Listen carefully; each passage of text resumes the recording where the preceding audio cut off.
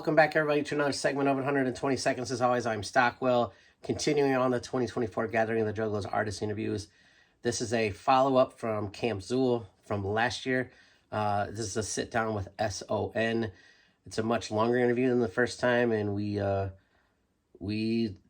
kind of iron out some of the things that were addressed before, and we have in my opinion, a fantastic Unity discussion, and obviously talk about his upcoming projects, I should say. S.O.N. rolls with LLE, which is with the Fun Time guys, and AXE. All love in the world to the LLE camp from me, and I dig a lot of what's going on over there, and I think that as Juggalos, if you're not in tune with what is going on over there, I think you should start, because it's pretty cool. So again, this is S.O.N. at the Gathering of the Juggalos, and again, I appreciate it like crazy that people are watching these. All right, until next time. 120 Seconds. As always, I'm Stockwell, and I am sitting once again with S.O.N. Ding, ding, ding. Something out of nothing. Since we last met, you haven't released anything new on your own. No, sir. However, we're inching closer to the King Umbra album, King Umbra era, however you want to get there. You signed with LLE officially since we last met. Yes. And you are slotted, I think, at this point to be part of the next full-length LLE album. Yes. Okay, so that's kind of what has changed. So let's go ahead and start with the Umbra thing. What do we have the release date now? Because I don't even remember what you told me last time. To be honest, but King Umbra, the Bastard Son. The album name being the Bastard Son, but his full name being King Umbra, the Bastard Son. I am I'm more towards the end of recording it right now. Okay. I have 2 more songs officially to record and send off to my engineer, and all of the music is done. I've been thinking about a release date, but at the same time, I've been thinking about doing a lot of rebranding. So it's anywhere between the middle of October to the end of the year. But we're almost there. We're at the finish line. I can't believe I finally fucking made it. You know what I mean? Because for a while, life just got in the way. There was a lot going on. But honestly, that's part of Umbra's game too, is suffering. Enlightenment through human suffering. And in the process of making it, I was going through that. You know what I mean? So I'm at the end of that now, and I finally have the means and the time to dump into it. And what we're sitting on is, in my opinion, the best work I've ever done. Okay. And then I'll go ahead and throw into the mix the full-length LLE album that you're not going to be a part of. Yes. That's something that has started, something that's in the works. Okay. Me and Bill have been at the church constantly. Shout out Billy Obey. There's tracks that are all in motion. We've been putting together a lot of hooks for it. It's been a good time. There's a lot in motion right now. A lot that's not being discussed, a lot that's already discussed. Like, we're talking about the LLE record in mind, but there's so much more past that as well, man. Like, we're in an era of nothing but work and fire being made. So I'm pretty excited about all of it. All right. I mean, last time we discussed your brief, membership of AXE. Yeah. But obviously how I kind of really found you initially was as Scrub King on Psycho, right? Yeah. So move back. Yeah. So King of Dark Energy, Something Out of Nothing, S.O.N. Those things are all literally mentioned in that track. Yeah. But you still were kind of the moniker at that point was still Scrub King. So was that kind of the time where you made the transition from SK to S.O.N. or? I mean, I guess I just kind of don't understand it. Let's talk about it. Yeah. Let's talk about it. So I actually got the name S.O.N. from a crazy religious girl on a Greyhound bus. Right. No, you told me that story before. I don't remember if it was an interview or you and I just talking. It all kind of just fell into place.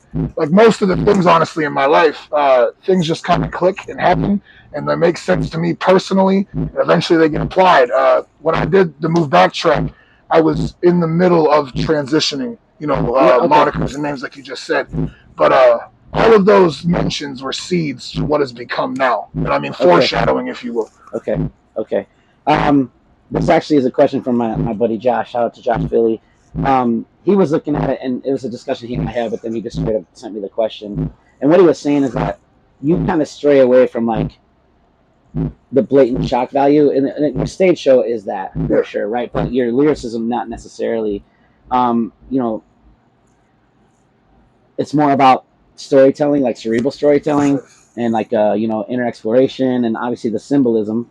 So his question, and I thought it was a good one, so I threw it on here. Kind of, where's your inspiration come from to go to like the dark depths, I guess, to come with that? And I'm going to touch on the symbolism later, by the way. So obviously, inspiration-wise, when it comes to storytelling, I'm going to have to give that one to Joe Bruce. Right. Because, he Vala J, inspired me as a child to really start to understand how to tell stories. But to dive deep into the darkness of the self to pull out the content.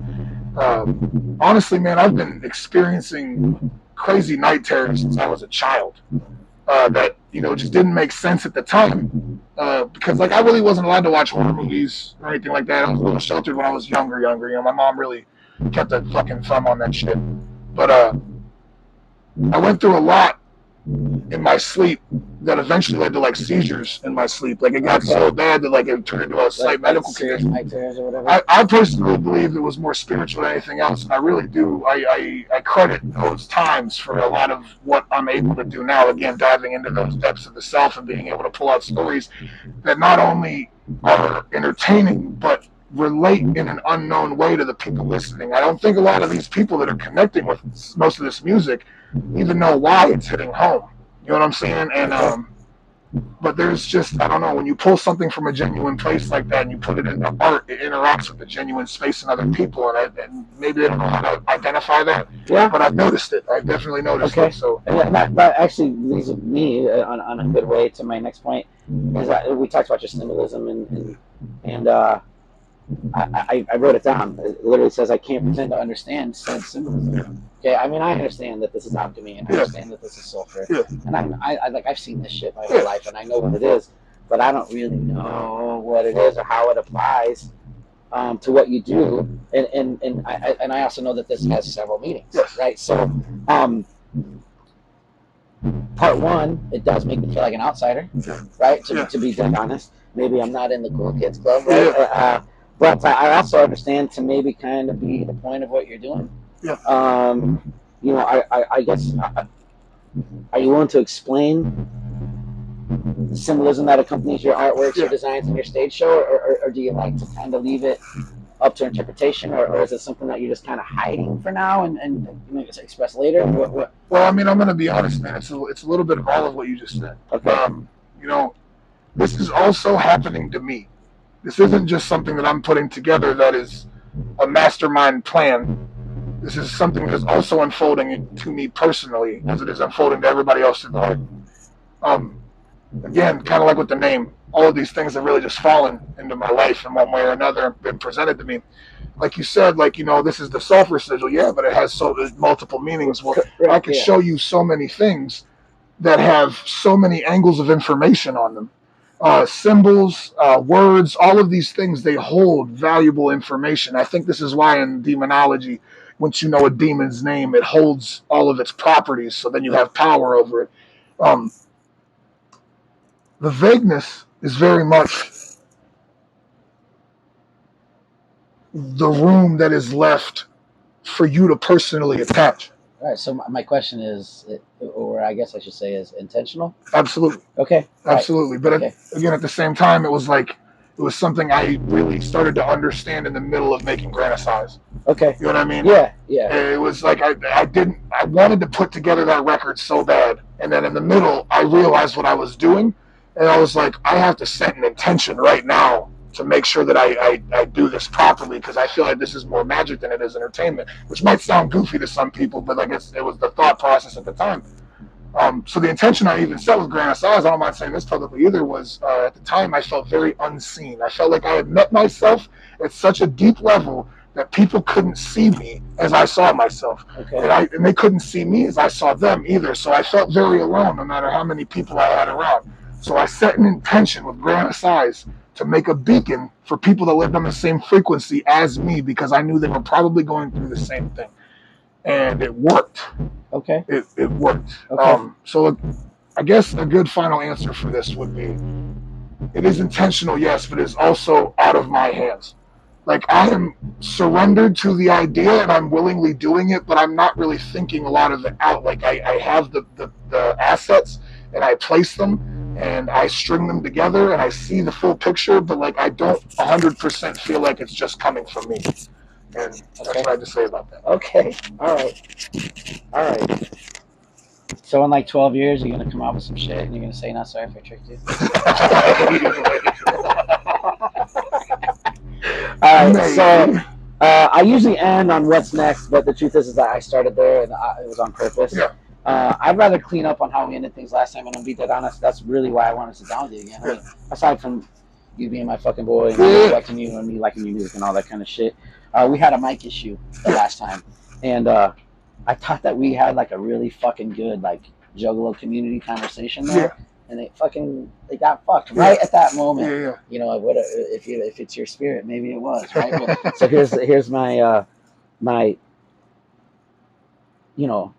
My kind of let's maybe rehash kind of what we spoke about there for just a moment, okay? And I've been very open about this since the beginning. Yeah. And if it offends people, I apologize. I'm not wanting to fight over it or nothing. Right.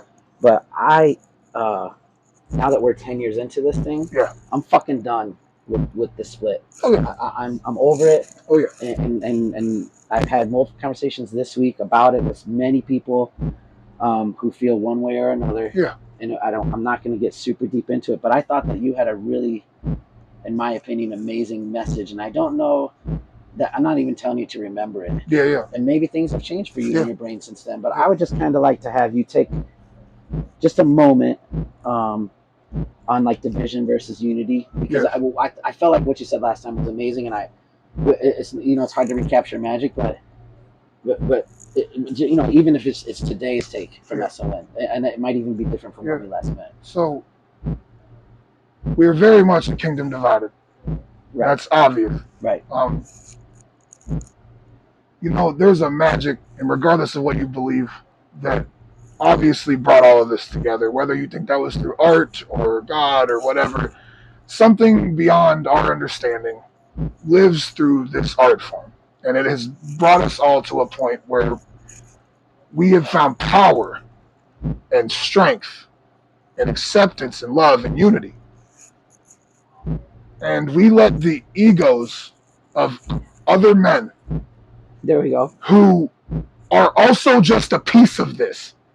They are not the heads. They are a piece of this, just like everybody else. Now, mind you, all of the respect goes to creators, 100%. But they are a piece of a world that is much bigger than anything that we can really imagine now. We allowed their egos to get in the way of the thing that made us strong. The world is harsh. It's hard out there. And maybe not everybody gets the same experience. Maybe some people have it easier than others, but man, it's not a very forgiving place. Yeah, regardless. Right. So we found solace under an umbrella of a beautiful art form. And again, I have to say it's kind of our fault for allowing things to get to the point that it's at, but I will say this as well. This year at the gathering, I've seen a lot of new kids. Yep. I've been coming to the gathering for 15 years straight. I've seen a lot of new kids. And it feels like we're on the precipice of a new day. There's so many positive or negative manner. In a positive manner. Okay. I see a lot of hate on the internet, and I think the internet's a very bad take for what's actually going on. I see a lot of these kids out here, and they don't really have an idea of us fighting. They don't have an idea of a division, really. They're just here trying to find that magic that we had back in the day. Right. No, I'm with you. And that is why, as an old schooler, I was not so unhappy about a second deck. Yeah. I don't love it. Yeah. But I also get why, and if Joe or whoever, Violent J, whoever decided to do it, I get that because I understand wanting to provide that experience for a new group of people. Absolutely. Absolutely. And just the music aside, but that piece of it, I wasn't so mad about it, right? Because I get that take on it, right? That it should be a new experience for a new group of people or whatever. So, and to keep it going, it was important. Yeah, and I'm gonna I think I might have already said this. I've had so many conversations this week. I don't know what I said on or off camera. But the luxury that I have is that I'm the same motherfucker whether I'm in front of somebody I like or don't like, or in front of cameras. So I said something about your set, and you had guys with robes up there for a good portion of your set, without exaggerating. What, 4 or 6 tracks? Something give or take. And then after the 4th or 6th track, the guys in sub robes took them off, and it was Clockwork. Yeah, my boys. Right. So where I'm going with this is that I looked over at whoever I was with, and I said, "That's the." I don't know if I should even say it. But that's the fun shit that we used to see. Yeah. Right? Are you with me? And I know that that's what you're channeling. Yeah. And I know that people will take what I just said and fucking talk shit. But the truth is that I come from a positive place when I say that. Yeah. That like I think you're carrying a good torch here, and it's why I'm sitting down with you, and it's why I want to make you just one little facet. Yeah. Of maybe trying to fix this fucking thing. And because that's my dream world at the moment. Yeah. And I'm tired of like sitting back and maybe not being a part of the change. Like, how are you gonna sit back and talk shit and not be part of the change? Right. So this is part 1 of 89 million attempts of mine to kind of have real discussions with ideally juggalos to watch, and maybe sit at home or whatever and hear what we're talking about, and maybe have like okay, maybe those guys are onto something. Let me say this. Yeah. And this is going to be risky. And I'm not twisting your arm, because you can feel however you want to feel. I need to say this. Let me say this. The love we were sold on as kids that brought us here in the first place is alive in the underground right now. It's actually alive. The magic that brought us here is still very much alive. Like Stockwell just said, it runs through people like myself. It runs through S.O.N. It runs through Clockworky. It runs through super famous fun time guys. It runs through Flapjack Wilson, a la Zoe Lou. Fucking even the love share between Darby O'Trill and Ouija Mac. Like, these people. Sorry, I'm getting emotional. These torches will be carried, and these people like myself, these artists, are undeniable. If ego gets in your way of allowing yourself to enjoy something that was inspired by what you did or you helped create, then I'm sorry, but there's nothing you can do about that. Even if the route that has to be taken is slower than most, we will not stop. This magic, it birthed me as a person. Like I just told you, I've been coming to the gathering for 15 years. I just turned 30 this year. That's half of my life. Right. Well, I'm 44, and I've been doing this since I was 17. It's crazy. And we got Class in the room, and he's very much in the same boat. So I'm not trying to one-up you there, bro. No, you're not. I'm trying to say, me too or us too. Yeah. Okay? What? Yeah. Right. This has been more than half of my life, and it's been a big part of my life. And yeah, man, I just want to fix things, and we got way too fucking long-winded there. Yeah, but I felt like it was important. To touch it. You're good. I'd also like to say I appreciate every opportunity that I have gotten from anyone that is a part of this underground. You know what I mean? Like I appreciate Psychopathic for bringing me to the gathering and allowing me to come play for the Juggalos. Make no mistake. It still provides a lot of joy in my life, and it still provides a lot of the friends that I have. Again, you all can't see this, man, but these guys that are in the room with me and I've been spending the week with are people that I've known for 20 plus years that I met through music. Okay, and without question, they're absolutely some of my best friends. I live in Illinois, they live in Texas and Arkansas and wherever the fuck else, and we talk daily.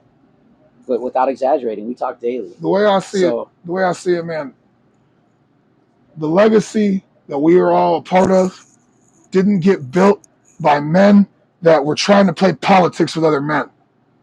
It got built by people that were willing to take chances and to make something innovative and creative.